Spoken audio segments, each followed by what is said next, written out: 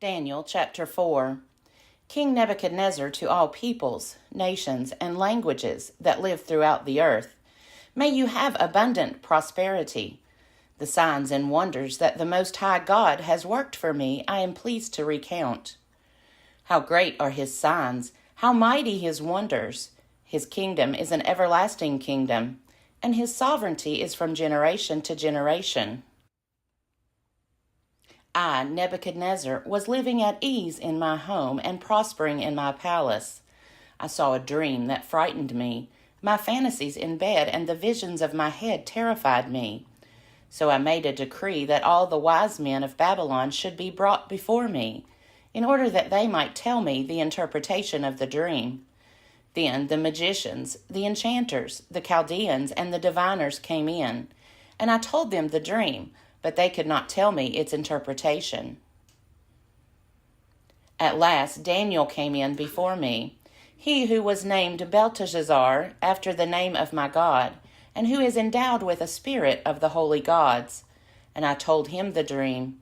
O Belteshazzar, chief of the magicians, I know that you are endowed with a spirit of the holy gods, and that no mystery is too difficult for you. Hear the dream that I saw. Tell me its interpretation. Upon my bed, this is what I saw. There was a tree at the center of the earth, and its height was great. The tree grew great and strong. Its top reached to heaven, and it was visible to the ends of the whole earth. Its foliage was beautiful, its fruit abundant, and it provided food for all. The animals of the field found shade under it. The birds of the air nested in its branches, and from it all living beings were fed. I continued looking in the visions of my head as I lay in bed, and there was a holy watcher coming down from heaven. He cried aloud and said, "Cut down the tree and chop off its branches. Strip off its foliage and scatter its fruit. Let the animals flee from beneath it and the birds from its branches. But leave its stump and roots in the ground, with a band of iron and bronze, in the tender grass of the field. Let him be bathed with the dew of heaven, and let his lot be with animals of the field, in the grass of the earth. Let his mind be changed from that of a human, and let the mind of an animal be given to him, and let 7 times pass over him." The sentence is rendered by decree of the watchers. The decision is given by order of the holy ones, in order that all who live may know that the Most High is sovereign over the kingdom of mortals. He gives it to whom he will, and sets over it the lowliest of human beings. This is the dream that I, King Nebuchadnezzar, saw. Now you, Belteshazzar, declare the interpretation, since all the wise men of my kingdom are unable to tell me the interpretation. You are able, however, for you are endowed with a spirit of the holy gods. Then Daniel, who was called Belteshazzar, was severely distressed for a while. His thoughts terrified him. The king said, "Belteshazzar, do not let the dream or the interpretation terrify you." Belteshazzar answered, "My lord, may the dream be for those who hate you, and its interpretation for your enemies. The tree that you saw, which grew great and strong, so that its top reached to heaven and was visible to the end of the whole earth, whose foliage was beautiful and its fruit abundant, and which provided food for all, under which animals of the field lived, and in whose branches the birds of the air had nests. It is you, O king. You have grown great and strong. Your greatness has increased and reaches to heaven, and your sovereignty to the ends of the earth.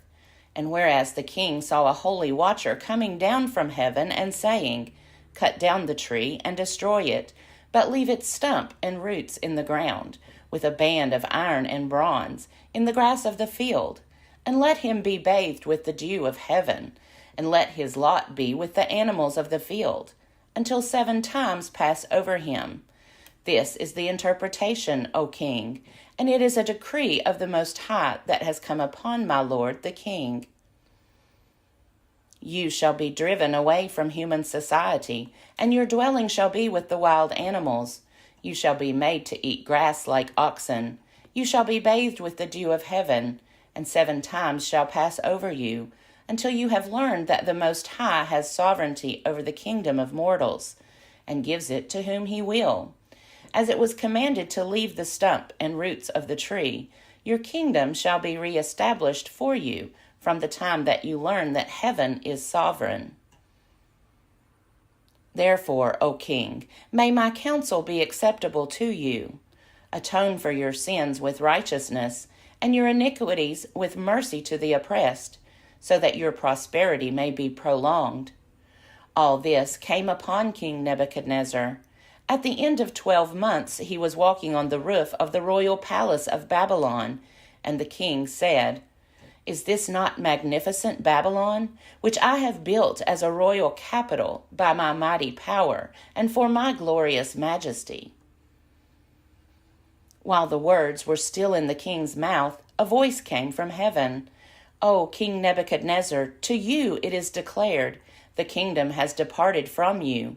You shall be driven away from human society, and your dwelling shall be with the animals of the field. You shall be made to eat grass like oxen, and 7 times shall pass over you, until you have learned that the Most High has sovereignty over the kingdom of mortals, and gives it to whom he will. Immediately the sentence was fulfilled against Nebuchadnezzar. He was driven away from human society, ate grass like oxen, and his body was bathed with the dew of heaven, until his hair grew as long as eagle's feathers, and his nails became like birds' claws. When that period was over, I, Nebuchadnezzar, lifted my eyes to heaven, and my reason returned to me.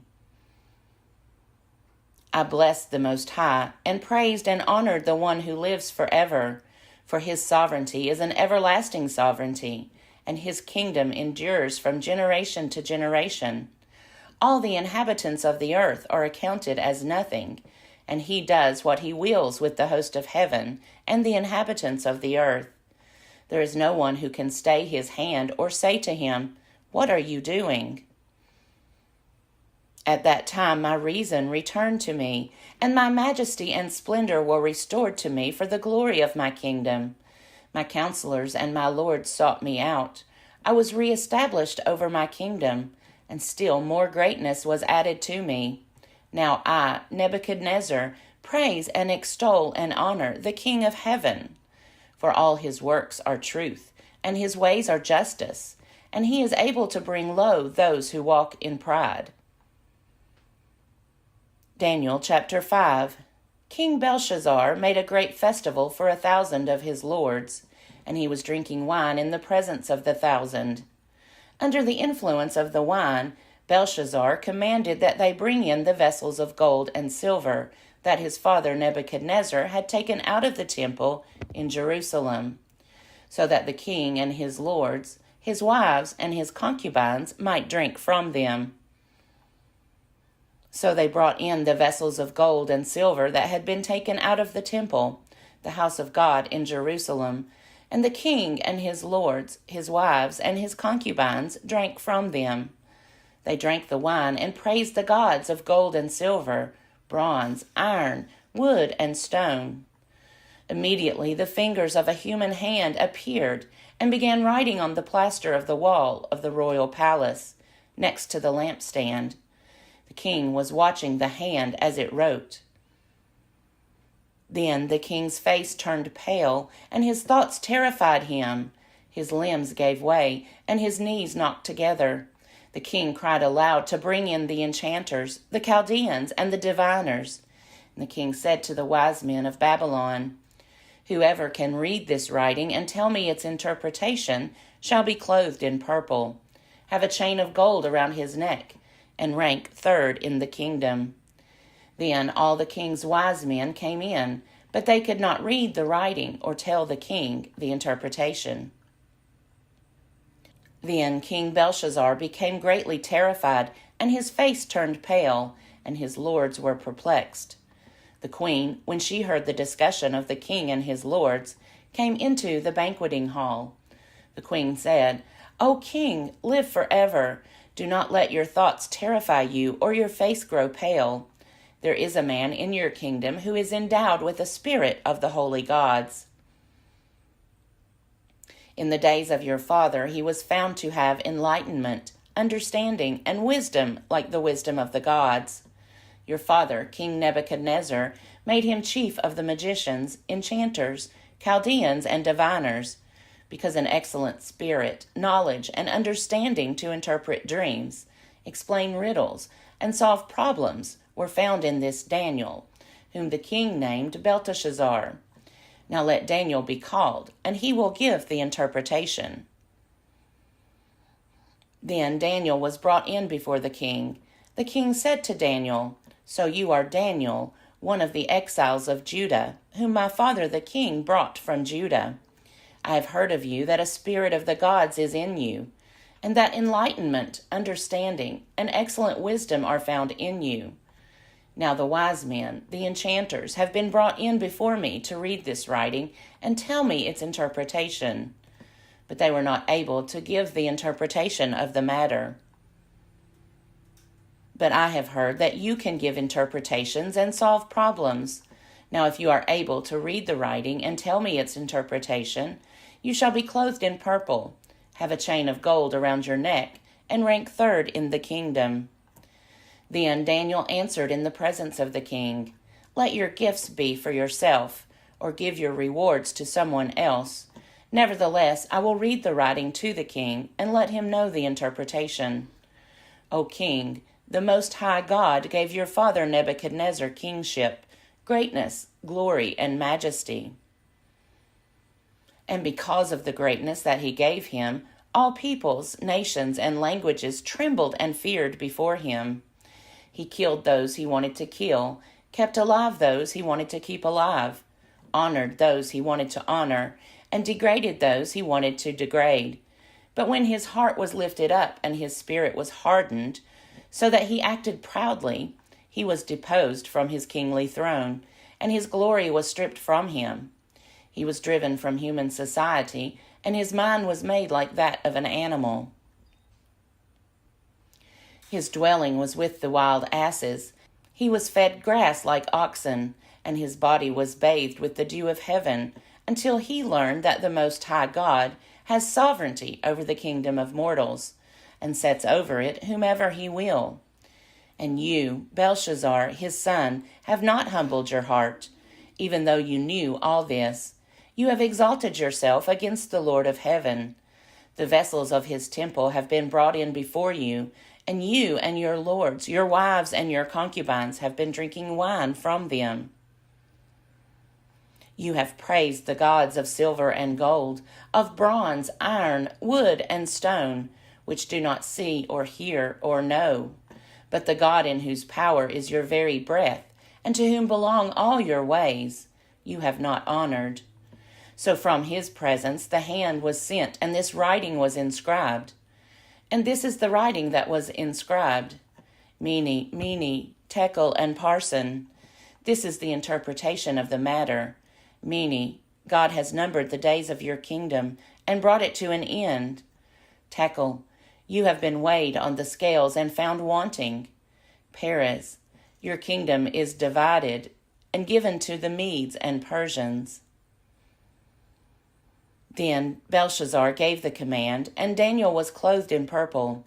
A chain of gold was put around his neck, and a proclamation was made concerning him that he should rank third in the kingdom. That very night, Belshazzar, the Chaldean king, was killed, and Darius the Mede received the kingdom, being about 62 years old. Daniel chapter 6. It pleased Darius to set over the kingdom 120 satraps, stationed throughout the whole kingdom, and over them 3 presidents, including Daniel. To these the satraps gave account, so that the king might suffer no loss. Soon Daniel distinguished himself above all the other presidents and satraps, because an excellent spirit was in him, and the king planned to appoint him over the whole kingdom. So the presidents and the satraps tried to find grounds for complaint against Daniel in connection with the kingdom. But they could find no grounds for complaint or any corruption, because he was faithful, and no negligence or corruption could be found in him. The men said, "We shall not find any ground for complaint against this Daniel, unless we find it in connection with the law of his God." So the presidents and satraps conspired and came to the king and said to him, "O King Darius, live forever. All the presidents of the kingdom, the prefects and the satraps, the counselors and the governors are agreed that the king should establish an ordinance and enforce an interdict, that whoever prays to anyone, divine or human, for 30 days, except to you, O king, shall be thrown into a den of lions. Now, O king, establish the interdict and sign the document, so that it cannot be changed, according to the law of the Medes and the Persians, which cannot be revoked." Therefore King Darius signed the document and interdict. Although Daniel knew that the document had been signed, he continued to go to his house, which had windows in its upper room open toward Jerusalem, and to get down on his knees 3 times a day to pray to his God and praise him, just as he had done previously. The conspirators came and found Daniel praying and seeking mercy before his God. Then they approached the king and said concerning the interdict, "O king, did you not sign an interdict that anyone who prays to anyone, divine or human, within 30 days except to you, O king, shall be thrown into a den of lions?" The king answered, "The thing stands fast, according to the law of the Medes and the Persians, which cannot be revoked." Then they responded to the king, "Daniel, one of the exiles from Judah, pays no attention to you, O king, or to the interdict you have signed, but he is saying his prayers 3 times a day." When the king heard the charge, he was very much distressed. He was determined to save Daniel, and until the sun went down, he made every effort to rescue him. Then the conspirators came to the king and said to him, "Know, O king, that it is a law of the Medes and Persians that no interdict or ordinance that the king establishes can be changed." Then the king gave the command, and Daniel was brought and thrown into the den of lions. The king said to Daniel, "May your God, whom you faithfully serve, deliver you." A stone was brought and laid on the mouth of the den, and the king sealed it with his own signet, and with the signet of his lords, so that nothing might be changed concerning Daniel. Then the king went to his palace and spent the night fasting. No food was brought to him, and sleep fled from him. Then at break of day the king got up and hurried to the den of lions. When he came near the den where Daniel was, he cried out anxiously to Daniel, "O Daniel, servant of the living God, has your God, whom you faithfully serve, been able to deliver you from the lions?" Daniel then said to the king, "O king, live forever. My God sent his angel and shut the lions' mouths so that they would not hurt me, because I was found blameless before him, and also before you, O king. I have done no wrong." Then the king was exceedingly glad and commanded that Daniel be taken up out of the den. So Daniel was taken up out of the den, and no kind of harm was found on him, because he had trusted in his God. The king gave a command, and those who had accused Daniel were brought and thrown into the den of lions, they, their children, and their wives. Before they reached the bottom of the den, the lions overpowered them and broke all their bones in pieces. Then King Darius wrote to all peoples and nations of every language throughout the whole world, "May you have abundant prosperity. I make a decree that in all my royal dominion people should tremble and fear before the God of Daniel. For he is the living God, enduring forever. His kingdom shall never be destroyed, and his dominion has no end. He delivers and rescues. He works signs and wonders in heaven and on earth, for he has saved Daniel from the power of the lions."